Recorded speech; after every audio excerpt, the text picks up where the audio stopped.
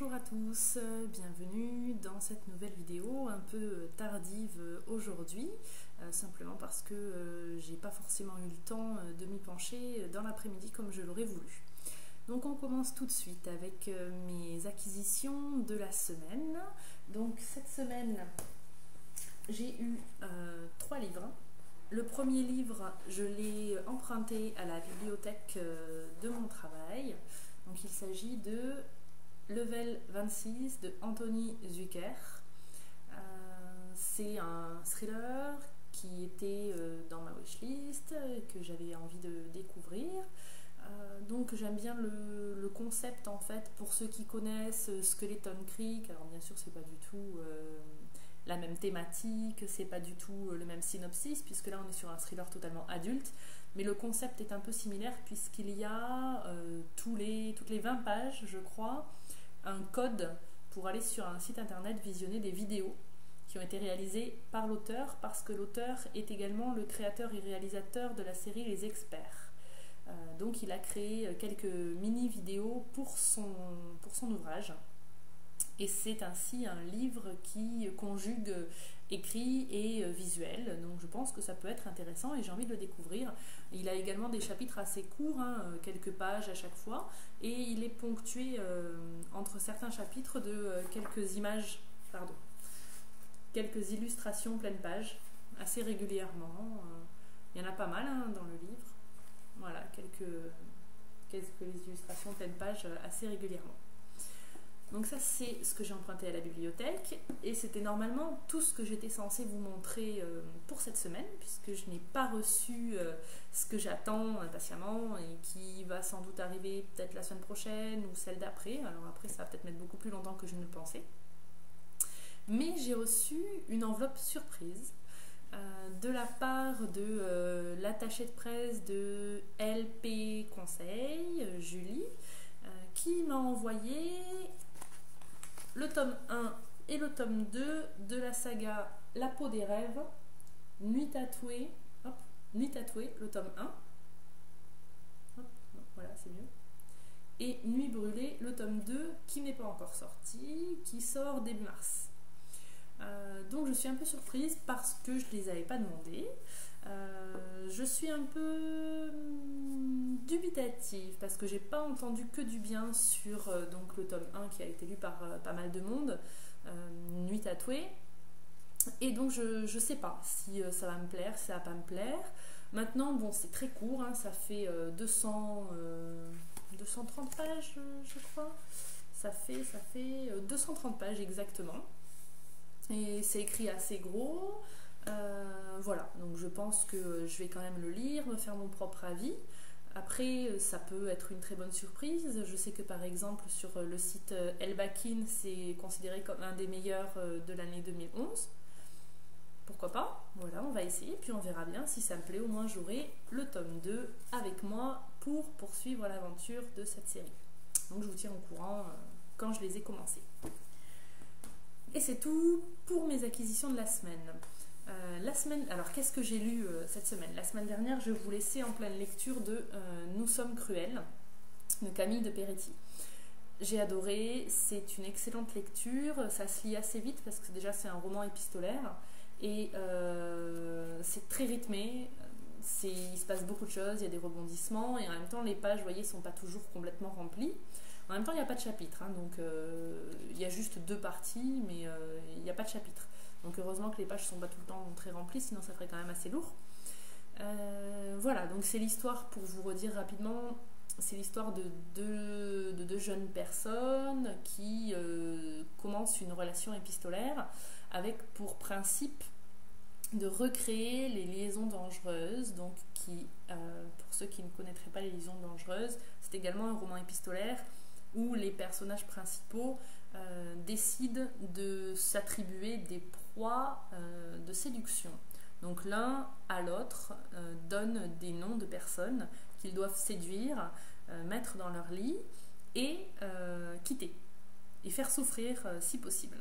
Donc là c'est le même objectif. Donc on a Camille et Julien qui se distribue des proies à séduire et puis à quitter. C'est l'autre qui décide du moment où le personnage devra quitter celui qui avait été désigné.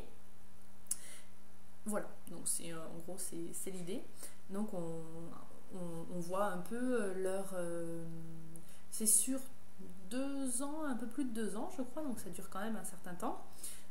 Et voilà, c'est vraiment très intéressant. Alors ce qui est particulièrement intéressant, c'est que l'auteur, comme dans la plupart de ses ouvrages, écrit quelque chose qui est partiellement autobiographique.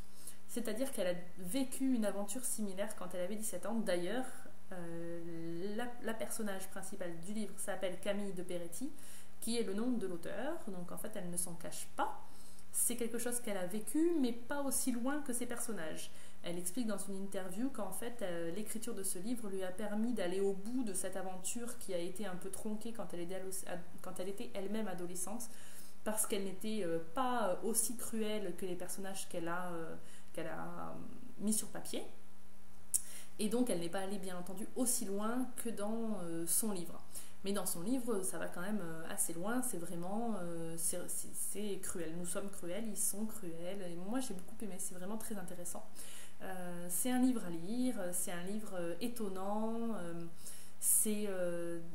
Ça revisite vraiment les liaisons dangereuses d'une manière assez moderne, avec les enjeux modernes, en fait. Et la seule chose qui est un peu...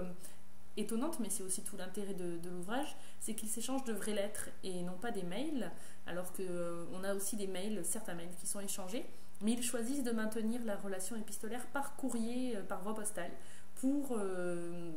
volontairement en fait, pour gagner un effet, pour pouvoir jouer également sur l'effet du temps entre deux lettres, qui est utilisé, très bien utilisé aussi. Donc je vous conseille ce bouquin si vous ne connaissez pas.